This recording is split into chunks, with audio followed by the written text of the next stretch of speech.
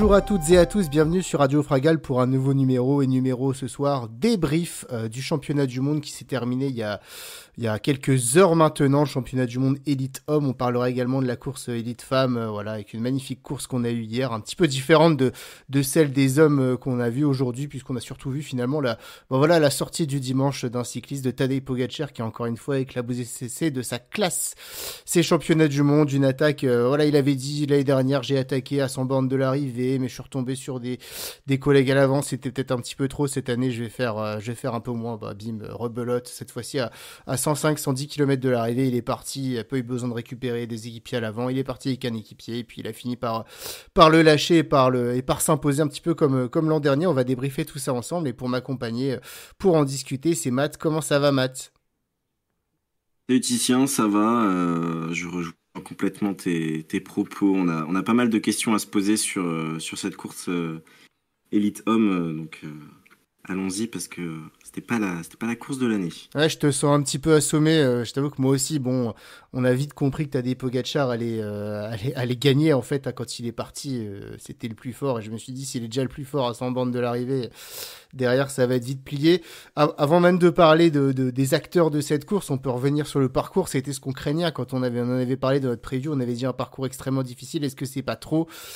On peut se dire que c'est un petit peu trop quand même, parce que finalement, c'est une course qui s'est jouée purement à la jambe. C'est une course tellement difficile que il n'y avait pas de tactique à faire, hein. Quoi qu'il en soit, on parlait de l'équipe de France, on en reparlera plus tard, qui disait voilà, on va tout tenter, des tactiques d'anticipation, etc. Sur un parcours comme ça, il n'y avait rien à tenter. Et quand on voit les cas à l'arrivée où tu as le 5e qui finit à 6 minutes, c'était peut-être un petit peu trop, parce que le cyclisme, certes, c'est beaucoup de physique, mais ça doit être également beaucoup de tactique. Et là, il n'y avait pas cet aspect-là qui pouvait rentrer en jeu. Ouais, clairement, on avait émis des critiques, des doutes dans notre preview quand Simon nous avait présenté le parcours et trop de dénivelé tue le dénivelé. Il n'y a même pas eu de jeu d'équipe ou autre. En fait, c'était très rapidement, ils étaient tous un par un et puis ça s'est fait à la jambe. Personnellement, c'est pas trop le cyclisme que j'aime. Il n'y avait aucune bataille. En fait, tout le monde était plus ou moins à sa place et ça a rendu la course inintéressante au possible. Ouais, disons que c'est sympa sur des courses par étapes, pour ouvrir la course, pour mettre chacun à sa place, et que derrière il puisse y avoir des stratégies qui se mettent en place. Mais là, finalement, on a bien vu que pendant la première heure, il y a eu plein de choses qui se sont créées, mais le circuit était trop dur. Et en fait, voilà, si certains avaient peut-être en tête d'anticiper dans le Mont Kigali, voilà, c'était tellement difficile que quand Tadej Pogačar est parti, derrière, il y avait déjà plus rien à faire. Donc, moi, je sais pas vraiment si on peut en vouloir aux équipes qui ont pas anticipé, mais tout simplement, sur un circuit comme ça, t'es à ta place. Et on a bien vu que ceux qui, au fur et à mesure de la course, ceux qui avaient fait un petit peu des efforts trop tôt, sauf Tadej Pogačar, on en reparlera, ils ont craqué au fur et à mesure. Donc, finalement, c'était que à la jambe, et on peut en vouloir à personne, en tout cas, sur la stratégie aujourd'hui.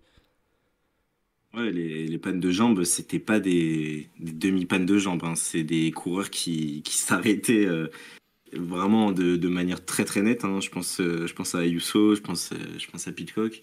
Mais c'est dommage parce que quand je dis je rebondis sur ce que je disais sur il n'y a pas eu de jeu d'équipe, c'est qu'aucune équipe ne pouvait même envoyer un gars à l'avant, puis faire un relais, retomber dessus, faire un petit jeu comme ça. Puis en fait, il y avait pas un mètre de plat parce que les moments où fallait souffler, comme tous les coureurs étaient par grappe, en fait, ils pouvaient pas souffler dans les faux plats descendants et très vite on arrivait à cette répétition de la côte pavée, du dernier kilomètre, la côte du golfe de Kigali. Donc, ouais, trop dur et je pense que ça doit urgemment faire réfléchir pour les prochaines éditions parce que toi, peut-être que t'en veux à personne. Moi, j'en veux aux organisateurs parce que alors oui, le parcours, je sais qu'ils voulaient un peu faciliter Tadej Pogačar. Je pense qu'il y avait un sponsoring avec, ou alors je sais pas.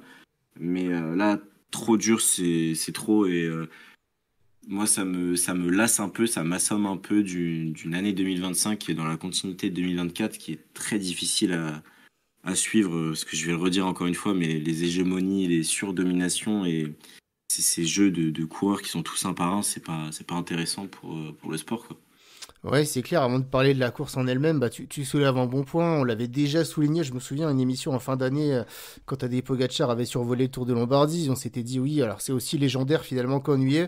Encore une fois, on a un numéro qui est légendaire, c'est clair, franchement. Voilà, c'est incroyable ce que nous fait Tadej Pogacar, mais est-ce qu'il n'est pas un petit peu en train de tuer le cyclisme? Je me souviens de ce Liège-Bastogne-Liège cette année, qui avait aucun intérêt. Alors, personne va lui en vouloir à Tadej Pogacar, t'es le meilleur, t'as les meilleures jambes, bah, tu fais bien de faire comme tu le fais. Moi, après, je pense à tout l'écosystème du cyclisme qui fonctionne par sponsoring, par équipe de marque, avec voilà, des entreprises qui investissent. Maintenant, on a même bon, bah, des États, mais en tout cas, voilà, on a des entreprises globalement qui investissent pour être visibles sur les courses. Euh, T'as des Pogacar aujourd'hui et sur des courses comme ça, il accapare tellement la caméra, il part tellement de tôt finalement que derrière les autres coureurs, notamment des plus petites équipes, bon, on les voit pas finalement. Et moi je suis sponsor aujourd'hui, je vois un peu l'état du cyclisme depuis 2 ans. Alors je me dis c'est chouette parce que le cyclisme est un peu mis en avant d'un côté par un coureur comme Tadej Pogacar et d'un autre côté, moi quand j'ai vu aujourd'hui cette année les classiques, j'ai vu deux coureurs Van Der Poel et Pogacar. Quand j'étais sur le Tour de France, j'ai vu Pogacar et Vingegaard, donc deux sponsors, et c'est très rare qu'on ait des images derrière de la suite de la course. Avant, dans le cyclisme qu'on avait un petit peu plus tôt au siècle, bah, ça se décantait beaucoup plus tard et c'était beaucoup plus ouvert, donc tu avais des chances de briller, d'être vu, etc. Là aujourd'hui, est-ce qu'un sponsor il va pas se dire, voilà, finalement on parle que de Pogacar, que de l'équipe UAE, on me voit pas, est-ce que c'est intéressant que je reste ou que j'investisse dans le cyclisme? Ouais, moi, on va prendre le cas, par exemple, d'une équipe qui est un peu en galère, c'est Arkea BNB Hotel.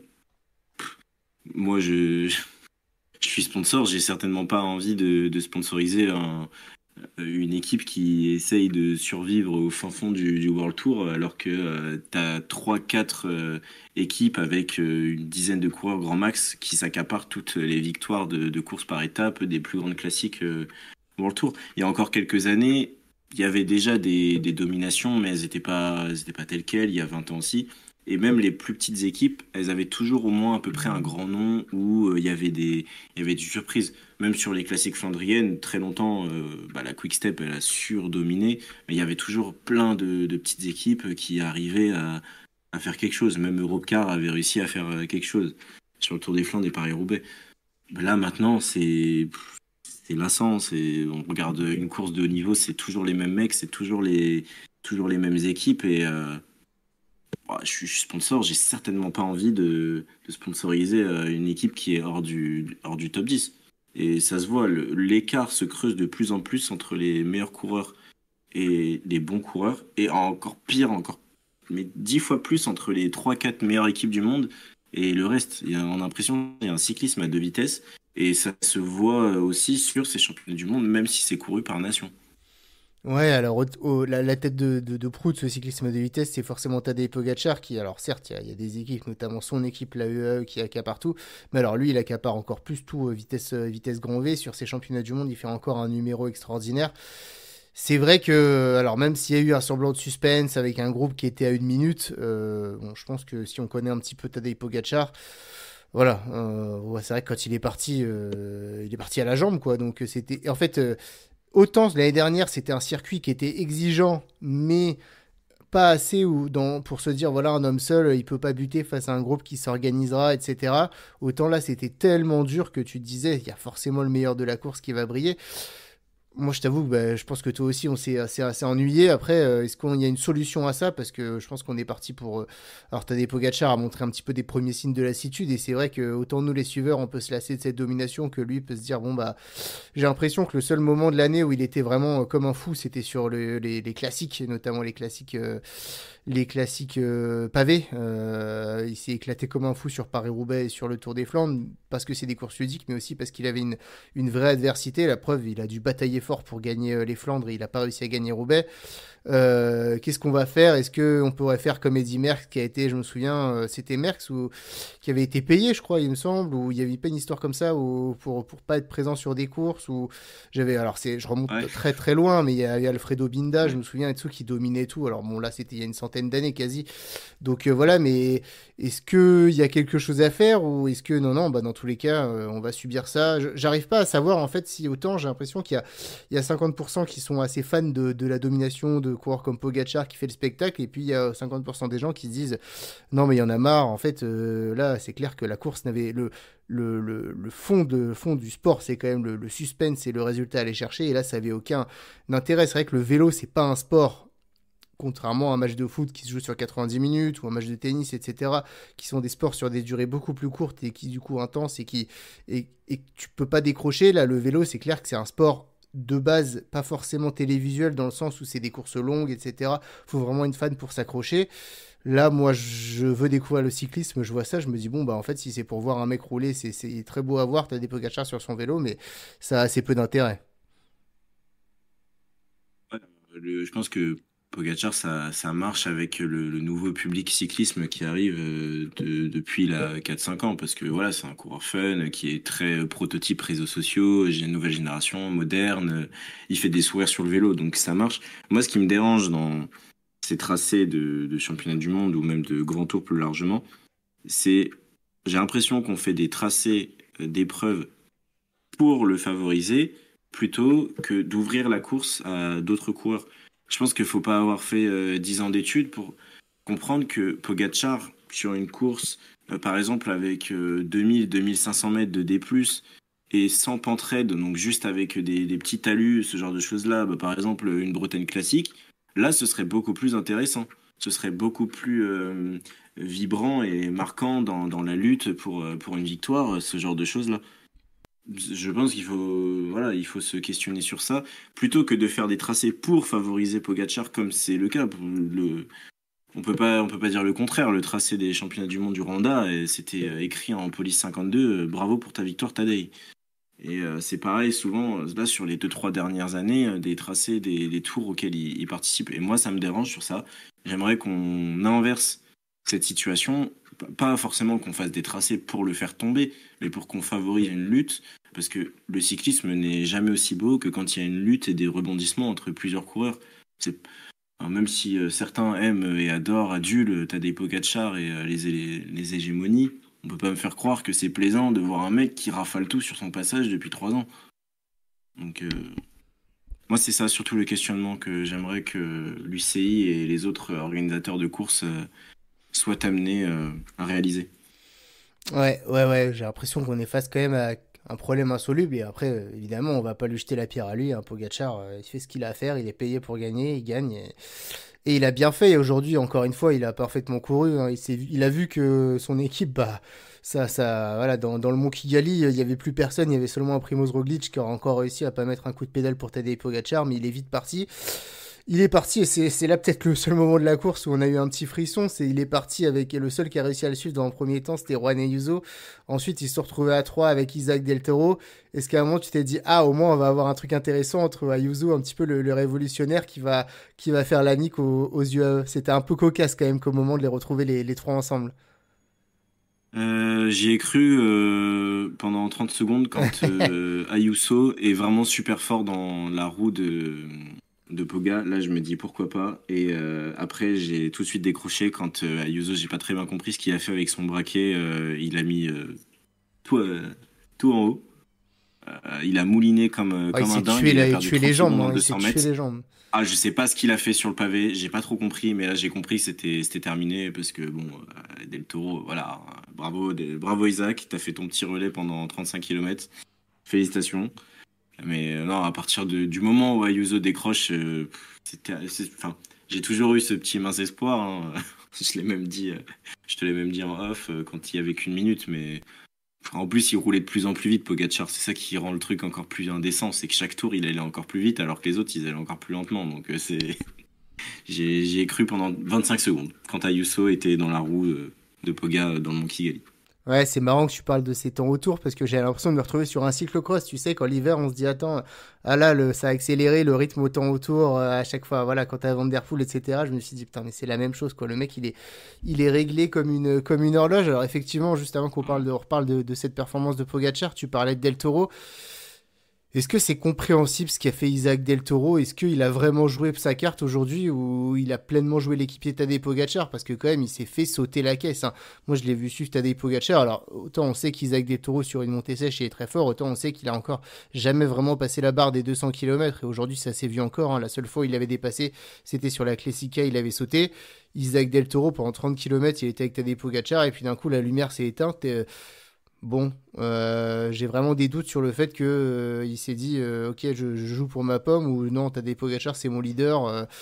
je vais essayer de l'aider. J'ai vraiment eu la remake de Pavel Sivakov l'année dernière qui se fait reprendre par Pogacar, qui est lui aussi chez UAE et qui lui passe plein de relais avant de se faire exploser. Ben, on a eu un peu le même cas de figure avec Del Toro et finalement, est-ce que cette alliance par UAE, par équipe de marque, a pas mal fonctionné finalement? Ouais, je pense qu'il y a ça, et puis il y a aussi un élément propre à Isaac Del Toro, c'est qu'il a le sens tactique d'une huître. Il nous l'a prouvé plusieurs fois cette saison, notamment sur le Giro. Et là, bon, clairement, je pense que sur les premiers kilomètres, c'est ce Isaac Del Toro-là que j'avais vu au Giro qui courait, où je pense qu'il se croyait vraiment, enfin, il se pensait vraiment fort, et c'est tout à son honneur hein, de se croire au niveau de Pogacar. Après, bon, je pense que là où ça m'a un peu frustré, c'est quand il se fait lâcher une première fois sur la côte pavée.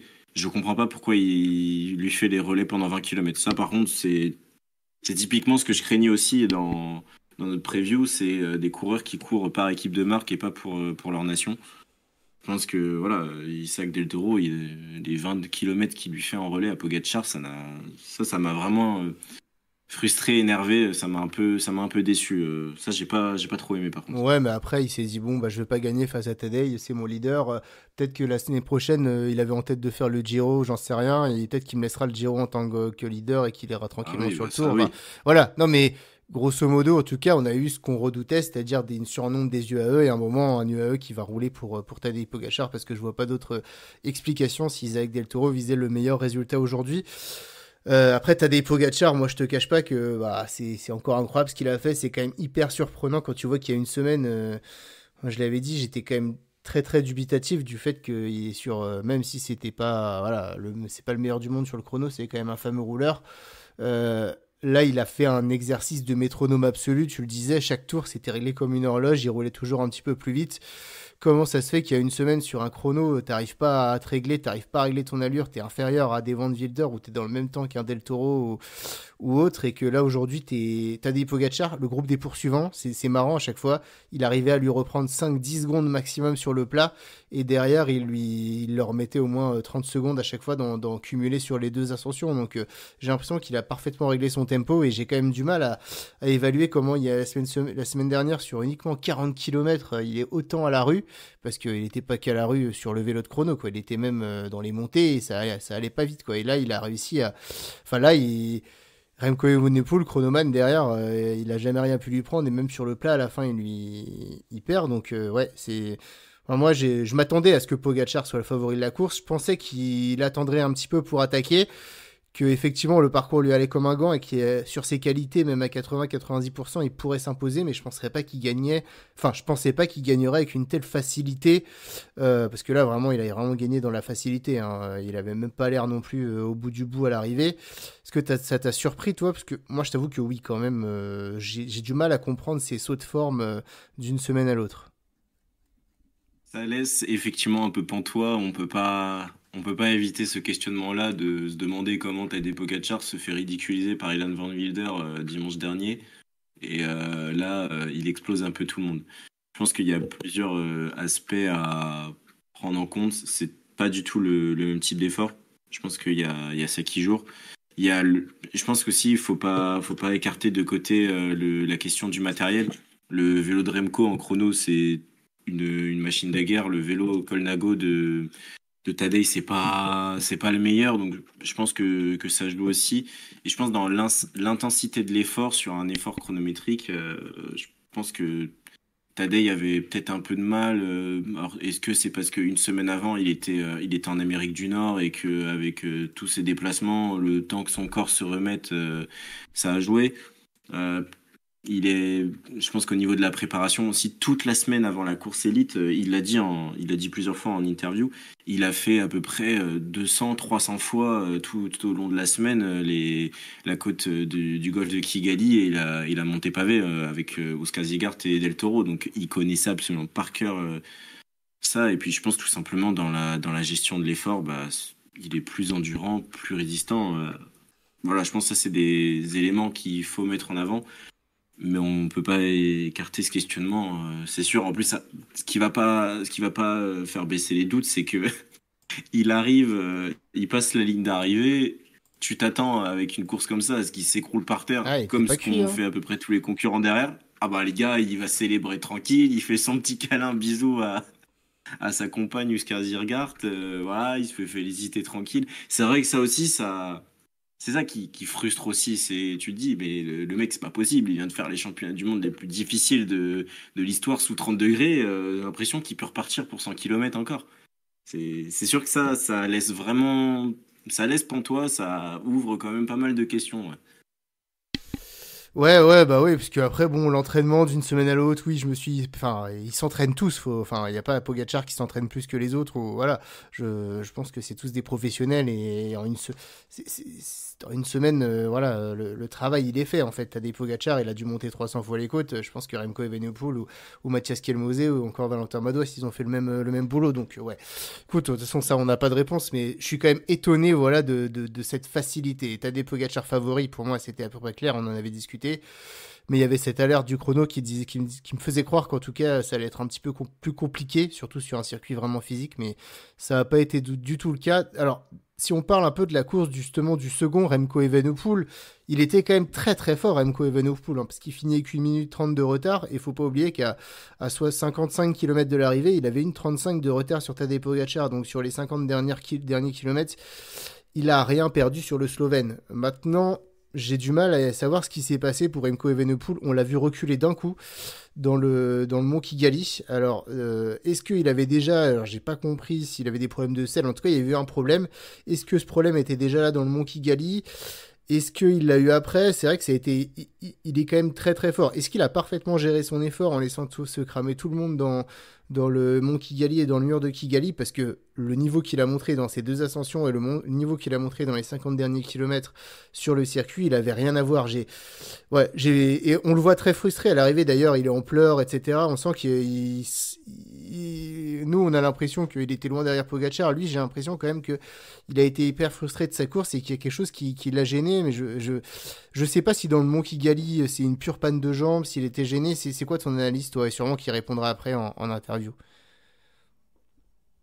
Ouais, bah, moi j'attendais avec hâte ces interviews, ces propos à propos de ça. Effectivement, de ce qu'on voit, il semble hyper fort. Hein. C'est le premier, même avant même Ayuso, c'est le premier à démarrer naturellement derrière Tadej dans le mont Kigali. Après, alors, j'ai l'impression qu'il y a un truc qui a sauté sur le vélo au niveau effectivement de sa selle, on n'a pas trop compris. Et le problème, c'est que ça lui arrive derrière sur le deuxième vélo. J'ai- J'espère. Alors, je pense que ça excuse pas tout, mais ça laisse des regrets pour moi sur une chose. C'est surtout sur le mont Kigali, il y a ce problème avec sa selle, mais il réintègre directement le groupe. Ce qui m'a frustré, c'est le deuxième incident qui semble être de même nature, à nouveau avec sa selle, donc sur son vélo de secours. Là, c'est à ce moment-là en fait qu'il se retrouve à 1,35, 1,40. Et heureusement qu'il y a Quinten Herman qui sort de nulle part, qui est là pour un peu lui donner un coup de main. Là où ça me frustre, c'est qu'il n'y a pas cet incident. Ils sont à 50 secondes à ce moment-là de Tadej Pogacar. Et comme tu l'as dit, il semblait super fort. Je pense que ça change un petit peu les données de la course. Parce que, alors peut-être pas qu'il serait revenu, mais je pense que le groupe de poursuivants aurait tâtonné autour des 30 secondes, possiblement. Parce que sur le plat, il lui reprenait quand même pas mal de temps. Et puis, si on fait le bilan total de la course, Remco Evenepoel, c'est le seul qui a repris du temps à un moment donné à Pogacar à partir du Mont Kigali. Donc, je pense que ouais, ça laisse des regrets sur ça. Moi, c'est le deuxième incident qui me laisse des regrets et qui me fait réfléchir. Ouais, alors j'ai du mal à me dire qu'il aurait quand même pu rivaliser ou qu'il aurait gagné, mais c'est clair qu'à un moment il était quand même à 50 secondes et avec ce changement il est passé à 1 minute 35, 1 minute 40, donc il a déjà dû reboucher tout ça, ce qui a été quand même un bel effort, même s'il a pu rentrer en partie dans les voitures. Ouais, c'est un petit peu décevant pour Remco Evenepoel qui malgré tout a prouvé qu'aujourd'hui sur une course vraiment difficile derrière Tadej Pogacar, ça reste quand même lui qui avait été très décevant au Tour de France, qui avait abandonné, etc. Là, on sent quand même qu'il est revenu dans une très très grande forme. Il finit ses mondiaux avec une victoire au chrono et puis la deuxième place chez les hommes. J'ai envie de dire que Remco Evenepoel c'est le meilleur des autres et que même lui, enfin, si on enlève Tadej Pogacar, était largement au-dessus de ceux qui se sont joués la troisième place. Donc, ouais, beaucoup de regrets pour Remco Evenepoel sur cette course. On a encore vu, malgré tout, le mauvais côté de Remco Evenepoel, très vite râleur, etc. Après, moi, Remco Evenepoel, je peux le comprendre parce que franchement, le mec fait les trois quarts des relais, quoi. Et j'ai vu quand même beaucoup d'images où Remco Evenepoel demande un relais, et puis derrière, ah non, en fait, je le prends pas, etc. Je veux bien croire que ce soit dur pour les mecs, mais enfin, il est toujours hyper généreux leur effort dans des groupes, et parfois, ça doit quand même l'énerver. Ah oui, bah, moi, moi j'avoue, ça me déplaît pas ce côté de Remco parce que là, j'avoue que je me projette et je me vois en lui dans ces moments-là d'énervement. Surtout le deuxième incident quand il se transforme en talonneur et qu'il envoie un coup franc dans, je sais pas trop quoi, dans un bidon, je crois. C'est très frustrant, même quand il demande des relais. C'est frustrant parce que moi, je suis à sa place, j'ai l'impression que les mecs courent pas pour gagner, alors que Remco, c'est la victoire que la victoire. Donc, c'est là aussi où je peux le comprendre. Et à plusieurs moments, il appuyait même ses relais et il prenait 4 à 5 mètres sur Skelmose et Ben Illy, hein, parce que les gars, vraiment, ils se regardaient, enfin, à un moment, ils se regardaient les deux, quoi. Derrière Remco, parce qu'ils se disaient, ah bah tranquille, il fait le boulot sur nous. Moi, je peux que comprendre la frustration de Remco, qui, lui, il vient pour la médaille d'or, hein. Je pense que Remco, il a un niveau où il s'en tape de la médaille d'argent. Ouais, ouais. Pour conclure sur Remco, pour toi, sans ses problèmes, il aurait pu jouer avec Tadej Pogacar ou il aurait juste fini plus près, mais Ah il non, aurait été non, pas non battu. plus. Non, non, pas non plus. Moi, comme je disais, je pense que voilà, s'il n'y a pas ce deuxième incident, il a 50 secondes. Je pense que le groupe auquel il appartenait aurait été à 30 secondes et on aurait pu avoir un semblant de suspense comme ce qu'il y avait eu à Zurich. Mais ouais, je pense que Tadej Pogacar était trois jambes au-dessus, donc il y aurait pas eu, il y aurait pas eu bataille. Un petit mot pour le troisième, Ben Illy, qui prouve quand même que sur les courses difficiles et très très longues, mine de rien, enfin, il est là depuis 2023 au top, mais là cette année, il a encore vraiment passé un cap et ouais, très très fort Ben Illy.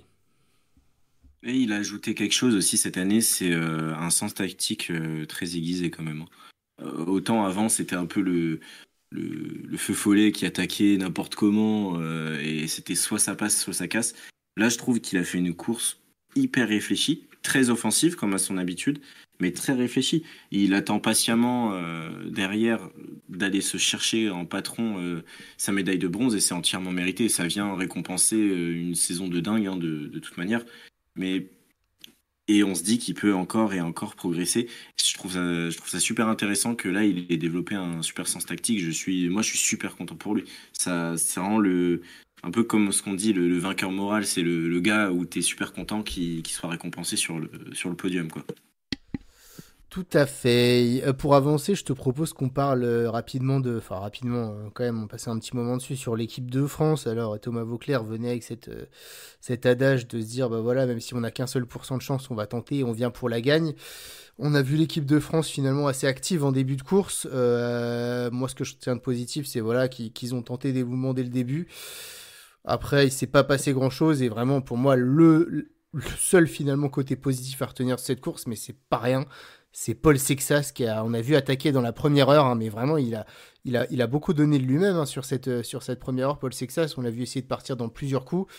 Moi, je me suis dit, bon, ils l'ont un petit peu usé, voilà, il va vite disparaître. Et puis finalement, bah, ça a été un petit peu le seul Français valable sur cette course parce il a encore 18 ans. Et à 18 ans, il vient faire 13e de cette course. Il est dans le groupe qui se joue la 10e place. On a un crack absolu. Enfin, faut le dire à son âge de faire ça, c'est une folie. Il est incroyablement résistant, ce coureur. Mais C'est fou. 13e des championnats du monde les plus difficiles du monde à seulement 19 ans, je pense qu'on n'est pas prêt sur ce qui va se passer dans les prochaines années. Parce que au-delà du résultat brut, qui est 13e, on peut se dire, ah, dommage, il n'y a pas le top 10. Il est dans le groupe qui se joue le top 10 et très longtemps, il est dans les premiers. Quand le bon coup part derrière Pogacar avec Evenepoel, Illy, Skelmose et Tom Pidcock, il est tout proche. Il est tout proche. Il fait même péter Ayuso dans la montée pavée. Et c'est dommage. Il rate le coche à ce moment-là. Mais c'était le Français en vue de cette course. Mais c'est impressionnant, c'est incroyable. J'ai aucun coureur en tête à 19 ans qui ait fait un résultat pareil. Si on veut comparer un peu ce qui se faisait en vigueur, à 19 ans, Pogacar était pas chez les, était pas chez les élites sur le championnat du monde, il était encore chez les espoirs. Et Remco Evenepoel, lui, a abandonné en 2019 au bout de 90 km. Voilà. Donc ça place un peu la performance du bonhomme. Je pense on a de quoi se régaler dans les années à venir. Après, moi, il y a deux autres Français, on peut quand même les féliciter au moins de s'être montré, de s'être mis en vue.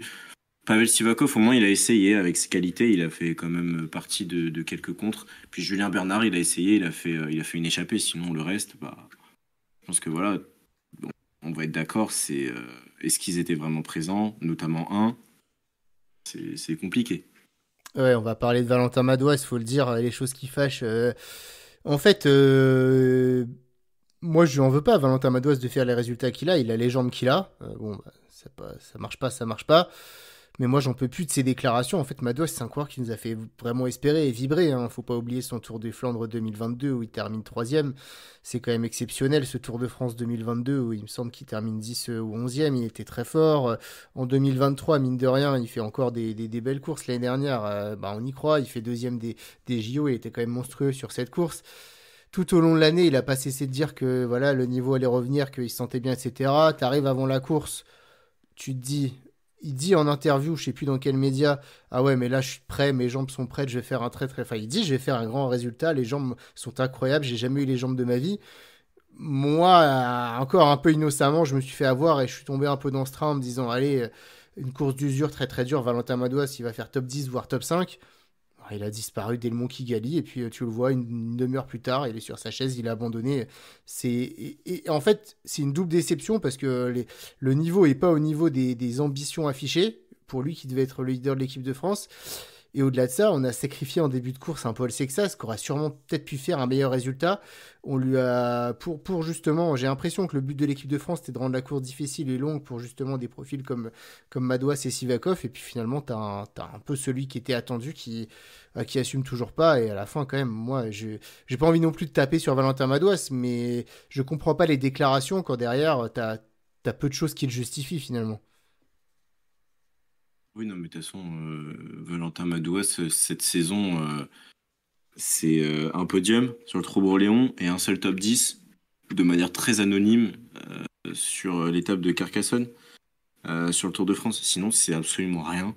Et ce que j'aime pas du tout dans cette attitude, c'est en fait, c'est vraiment là, c'est parler pour ne rien dire, parler pour ne rien faire. Et pourtant, je l'ai défendu dans notre preview, que je me disais, ah, pourquoi pas, une petite rédemption. Et il était là sur les Canadiennes, mais pas du tout. Il a traversé la cour. La seule fois où je l'ai vu à l'écran, c'est dans le Mont Kigali, parce qu'il est en queue de groupe, mais complet. Ils sont une soixantaine de 60-70 coureurs encore, et il est dernier du groupe.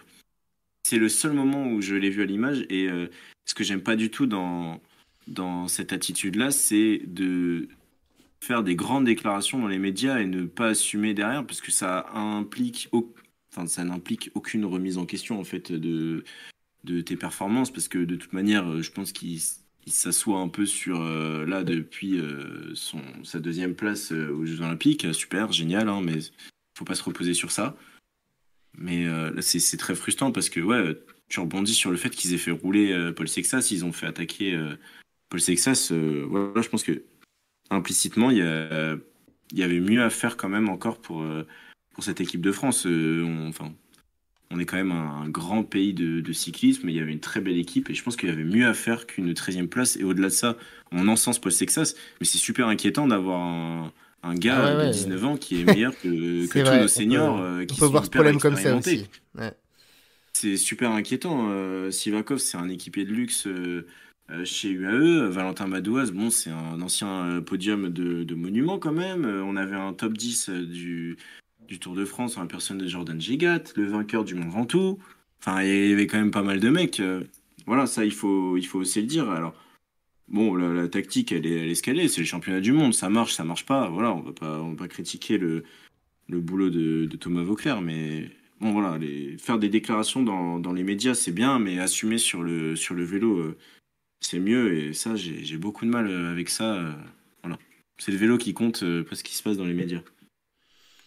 Tout à fait. Pour conclure, est-ce que tu as quelques coureurs, toi, qui t'ont soit marqué sur ces mondiaux avec un résultat, soit complètement déçu? Ouais, alors dans ce top 10, il y a quand même une surprise à noter. C'est le petit Afonso Elalio qui sort un peu de nulle part, hein. C'est littéralement sa première année en tant que professionnel à la Bahreïn et il se retrouve un peu leader par défaut de l'équipe du Portugal et il vient chercher quand même une superbe neuvième place. Et puis Tom Skynes, hein, toujours là quand même, hein. Tom Skynes, c'est assez dingue, mais sur chaque championnat du monde, il est toujours là. Après, voilà, il y a quand même des nations qui m'ont déçu. Je trouve que l'Italie a été encore plus fantomatique que l'équipe de France. Ça, c'était assez dingue. Un peu déçu par l'équipe d'Australie aussi. Même s'il y a eu un petit moment, je me suis dit, ah, Jay Hindley, c'est pas mal. Et puis en fait, il a fini au Ouais, fond il a du fond. explosé. Et puis voilà, moi, c'est ce que je retiens comme satisfaction, comme déception, mais c'est un joli top 10. Après, voilà, je pense une stat très marquante et qu'il faut souligner, seulement 30 coureurs qui ont fini ces championnats du monde. Bon, je suis pas sûr que ça aussi, c'est marrant hein, quand c'est difficile, mais bon, ça reste une course professionnelle, c'est bien quand tu l'as fini, cette course des championnats du monde. 30 coureurs seulement qui finissent cette épreuve, c'est trop peu, trop peu. Et bon, faut quand même féliciter les 30 valeureux qui ont réussi à terminer. Et puis ce qui m'a déçu, tu l'avais mentionné tout de suite en introduction, c'est les écarts. Pareil, trop c'est trop. Je veux pas voir des mecs à 7 minutes sur un championnat du monde, quoi. Sérieux, j'ai l'impression de regarder une 20e étape du Giro en haut à l'arrivée du Mortirolo. Et ça, c'est pas ça que je veux voir. Ouais, c'est sûr. On peut rapidement se faire un tour. Bon, je pense qu'on a fait un peu le tour sur la course homme. Voilà, tu en as parlé. Des coureurs qui hein, sont un petit peu marquants. Je voulais juste petit spécial dédicace à Yann Christen qui à un moment a disparu de l'écran. Tu sais, quand il avait attaqué, je me suis dit, ah, Christen, il va aller chercher la 5-6e place. Et puis en fait, Oui, bah non, il finit ouais, avant-dernier. Avant-dernier il de a ceux qui sont explosé. arrivés, voilà, qui finit à 12 minutes. Sacré. Pour ça qu'on l'aime, ce coureur. Mais bon, en même temps, il a 20 ans. Hein, donc voilà, il est très très jeune encore. Mais c'est toujours marrant. Et je viens de voir que Valentin Paré-Peintre avait fini, effectivement. Donc voilà, il fait une belle course, mine de rien, Valentin Paré-Peintre. Rapidement parler des femmes, de ce qui s'est passé hier, parce que là, alors là, effectivement, on a une belle course pleine de suspense et pleine de surprises, puisqu'on attendait non, on n'attendait pas l'autocopéki, pardon, on attendait Demi Vollering, on attendait Pauline Ferrand-Prévot, on attendait Juliette Labousse, on attendait Kasia Imanova, ou encore Anna van der Breggen, Marlène Reusser. Eh bien non, pas du tout, c'est Magdalene Vallière qui s'est imposée pour le Canada, une course folle, hein, où les favorites, finalement, alors, c'est une course qui a été folle et qui, en même temps, j'ai l'impression, moi, rend pas énormément service au vélo féminin, parce qu'on a vu plusieurs fois, quand même, dans l'année, c'était arrivé, je crois, il me semble, sur les newsblad féminins, où on avait complètement un peu oublié deux coureuses devant, et puis finalement, Oui, c'était victoire de deux un peu Cavallard. sans leur faire offense, là, c'était l'autoclay, je crois, qui s'était imposé, mais un sprint de mort entre Ouais, deux ouais. coureuses qui ne seraient pas du tout attendues à jouer la victoire, mais les favorites avaient fait n'importe quoi. À l'Amstel Gold Race, encore une fois, on avait laissé partir un groupe d'outsiders, les favorites s'étaient regardés.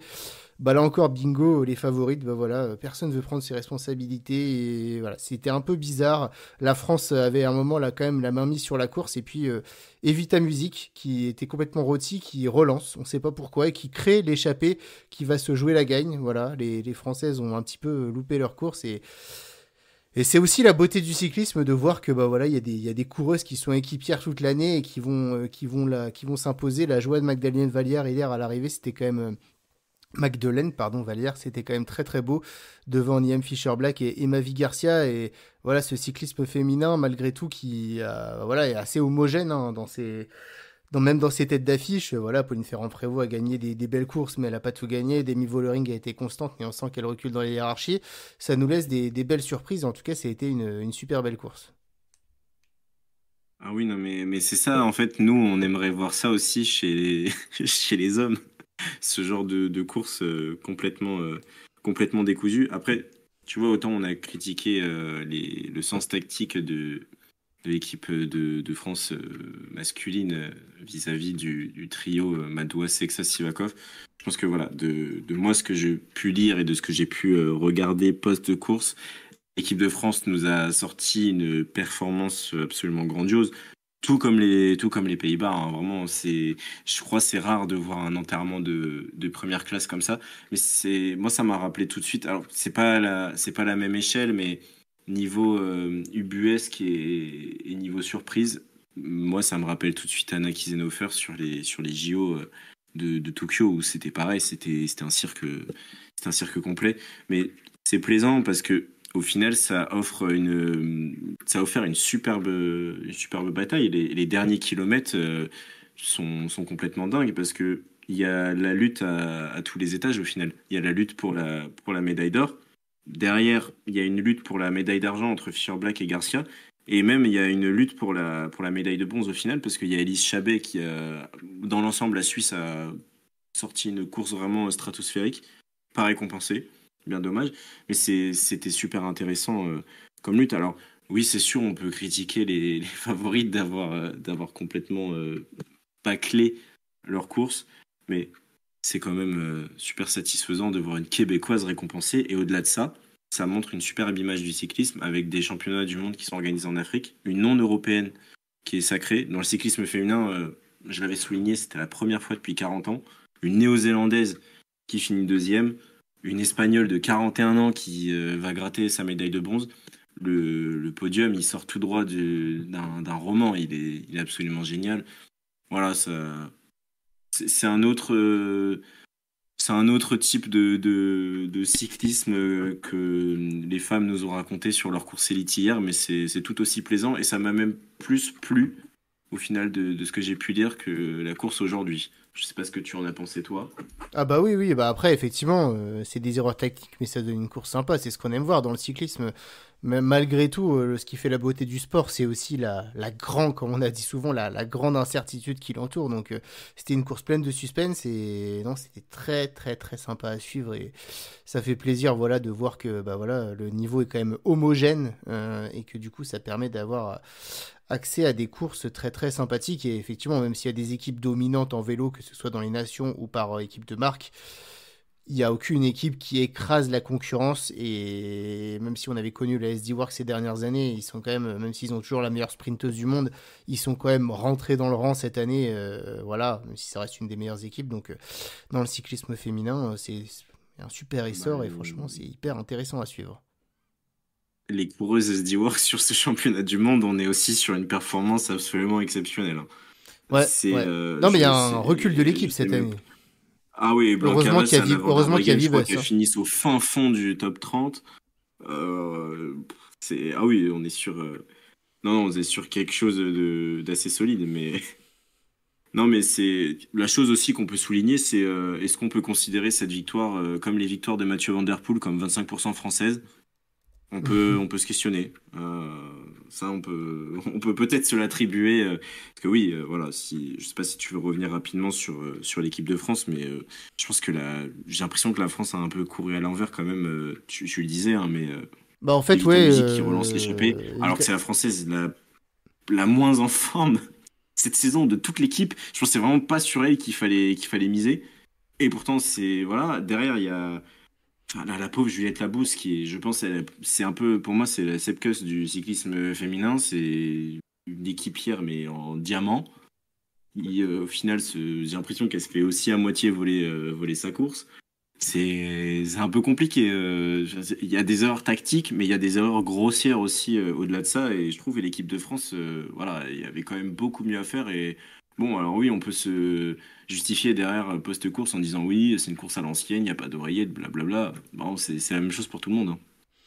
Ouais, c'est ça, voilà. C'est vrai que l'après-course était un peu dur sur l'équipe de France entre Pauline Ferrand-Prévot qui dit bah ouais, malheureusement on n'avait pas d'oreillette, du coup on savait pas, mais bon, c'était la même chose pour tout le monde. Et puis je crois qu'en VTT elle a pas d'oreillette non plus, donc bon, c'était un peu des excuses un petit peu décevantes de la manière de courir. Et puis Juliette Labousse qui dit quand même que certaines filles ont mal communiqué au niveau de leurs sensations. Effectivement, je pense qu'elle a eu un peu mauvaise de devoir se sacrifier, alors qu'au final elle termine devant Pauline Ferrand-Prévot qui était pas non plus incroyable. Donc voilà, bon, il y a eu des ratés. Je pense que malgré tout, physiquement, ça aurait été dur pour les Françaises de gagner, parce que PFP, même si elle était très très forte, elle était loin d'être à son niveau, en tout cas du Tour de France. C'est clair qu'il lui manquait de la puissance pour faire la différence, donc c'est un raté, mais franchement, là, moi, j'ai adoré la vainqueur, même si je pense que personne n'aurait misé dessus, donc ça fait plaisir, et c'est franchement la beauté du cyclisme, et ce qu'on aimerait voir plus souvent, en fait, c'est finalement, voilà, et qu'on a vu quand même, mine de rien, sur certaines courses cette année, mais plutôt